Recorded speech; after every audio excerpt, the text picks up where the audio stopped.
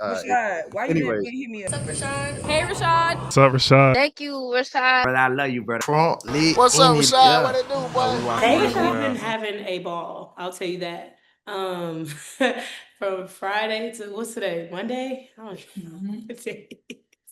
I mean, we've been doing everything. We've been having a good time. Went to the football game yesterday, celebrated. Yeah, I mean, we've been kicking it. Tired now. I think we've been kicked it enough, but the parade ain't till Friday, so still going.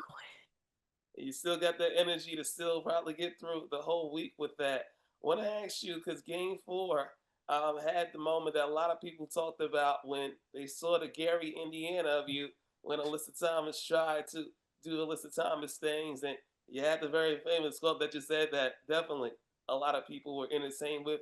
You talk about just once again showing no matter who's against that, you're still gonna play with that Gary pride that you was in. Mhm. I think that's just, I mean, I've always played with a chip on my shoulder. I've always been counted out. So I take everything, I take everything on the shoulder. Like I feel like everybody comes at me because I'm 5'6" or whatever on a good day. They try to like attack me or try to think that they can punk me because I'm smaller, but I am from Gary again, and I'm not scared and I'm not ever gonna back down. Like I love a challenge and yeah, I'm always gonna stand my ground, period. Appreciate it. All right, we'll go to Caius. All right, Dana, congratulations again.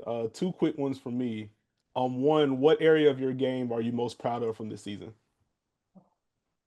Uh-oh. You went out, sorry. Keith. Caius. Are we good now? Yeah, can you just repeat the last part of your question? Okay. Which area of your game are you most proud of from this season? Most proud of, I would say that's a tough one. I would say like towards the end of the whole playoffs, I feel like I shot the three ball pretty consistent. Catch and shoot was pretty a high percentage, and I think I've had in this playoffs, I think I had my best percentage, field goal percentage, 3-point percentage, and free throw percentage. So I was really proud of that, just being consistent throughout the whole playoffs. Got you. And then last one for me. Sorry if you've been asked this already, but playing in Unrivaled this off season, what went into the decision, and what are you planning on working on while there? hmm I first of all, I just love hooping, so I knew I was gonna go play somewhere. I didn't know if I wanted to do overseas because of the strain on the body and how much I'll be playing, and it's just too much. Because I got to get some stuff taken care of with this knee. But yeah, Unrivaled, I feel like I'm gonna love it there because it's a lot of space. It's 3-on-3. I can showcase my skills. I feel like getting downhill, pull ups, and being able to attack the basket, just showing different aspects. Got you. Thank you. Thank you. Thanks, Caius. We'll go Noah Dalzo. Noah. Okay, there you go. Hi, I'm Noah Dalzell with SB Nation. And I just wanted to ask you about, first of all, game one. Now that it's passed and you had that massive performance in the finals. Like, is that something that you're still thinking about, just in the scheme of how you guys were able to get this sweep? And how do you kind of process the fact that on the brightest stage in basketball, you had such a big time performance?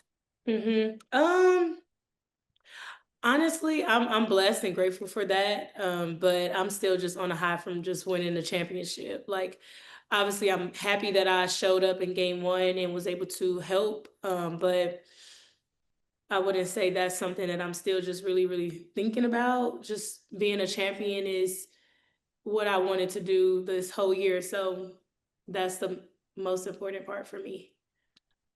And then when you joined the Aces, was that the end objective? Was that the primary goal for you, was to be sitting here today knowing that you guys won a title?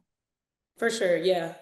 Winning a championship is why I was so excited about coming here as well, just playing alongside great players, having space, being able to be myself, be Dana within the system. I feel like it was a perfect fit for me on and off the court. Thank you. We'll go Callie.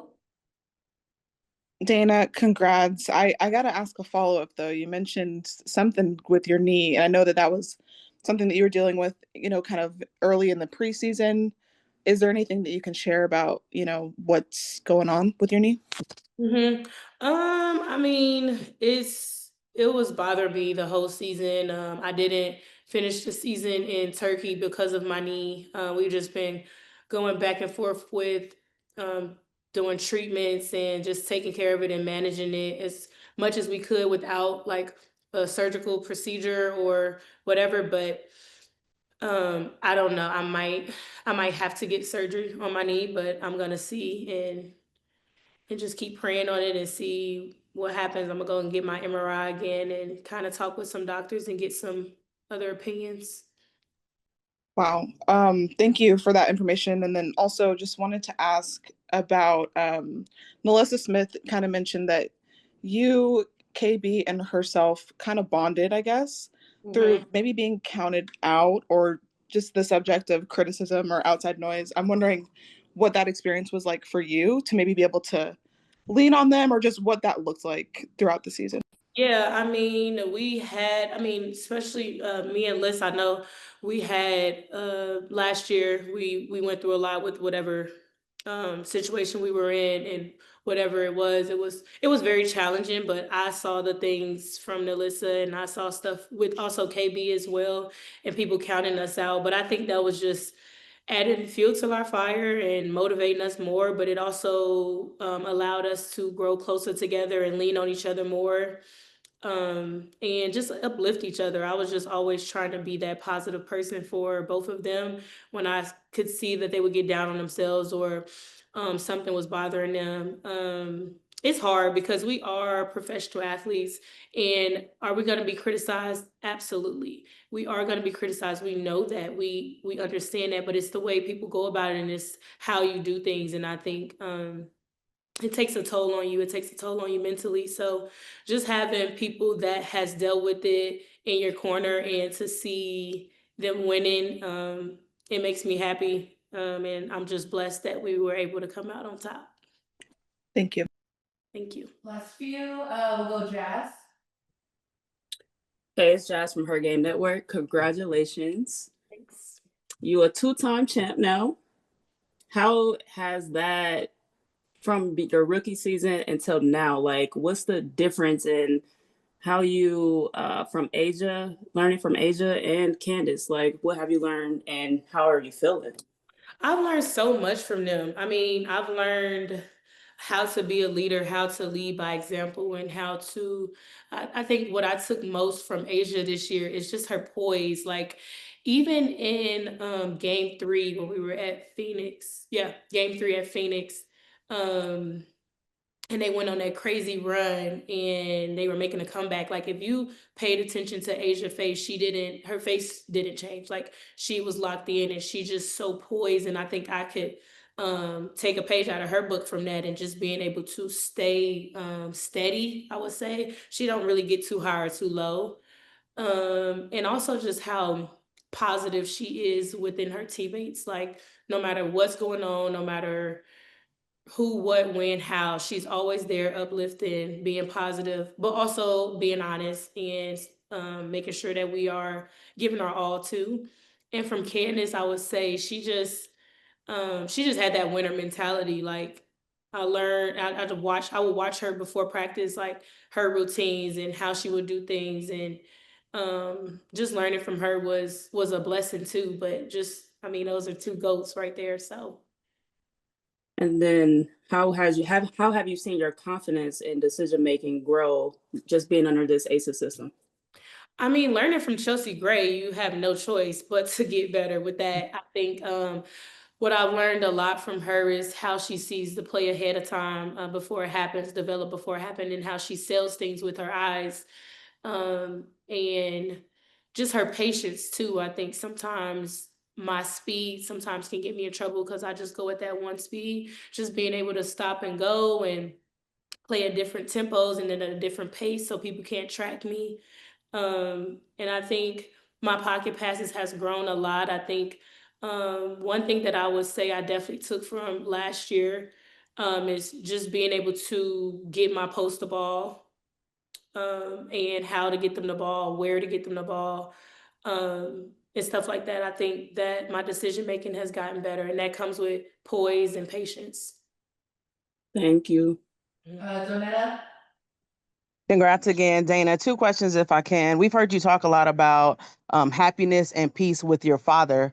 Do you feel like your journey with this ACES organization has helped to recenter you to your place of peace? Absolutely.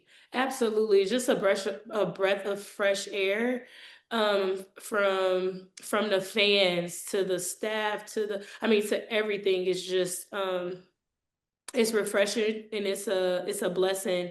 But they have definitely helped with peace here for sure. And then lastly, knowing some of the negative narratives that was created about you coming out of Chicago, does this championship feel more mentally satisfying for you? It does. It does. It feels so good. I'm blessed. I don't want to feed too much into that either. It didn't work out, and it is what it is, but it does feel good. Thank you. You're welcome. Jordan?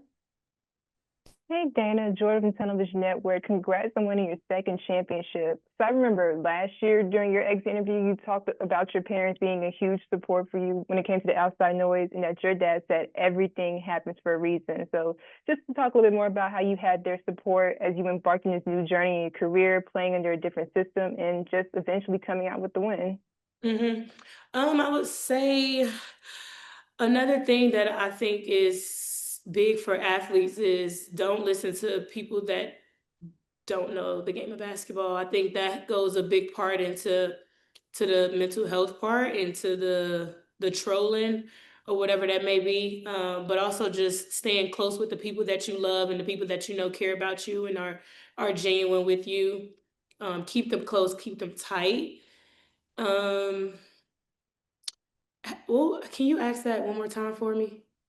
It was really just one question. Just talk about how did your parents support you through with this new journey, being on a new team, being under a new system, learning from all these different championship vets, and how you guys came up with the win. Okay. My parents are so supportive. They came out here a couple times. They were in Phoenix, and they just kept me level-headed and made sure I know that I'm here for a reason. And again, God does not make mistakes, and I had to go through that season. I feel like last year really helped me mentally. I was just talking about that mentally, and how nothing can break me. And again, I had to go through that season, and now I feel like I'm so much better mentally from that. Thank you. Mhm. Last question, Nikias. Oh, hi again, Dana. Wanted to circle back to Media Day.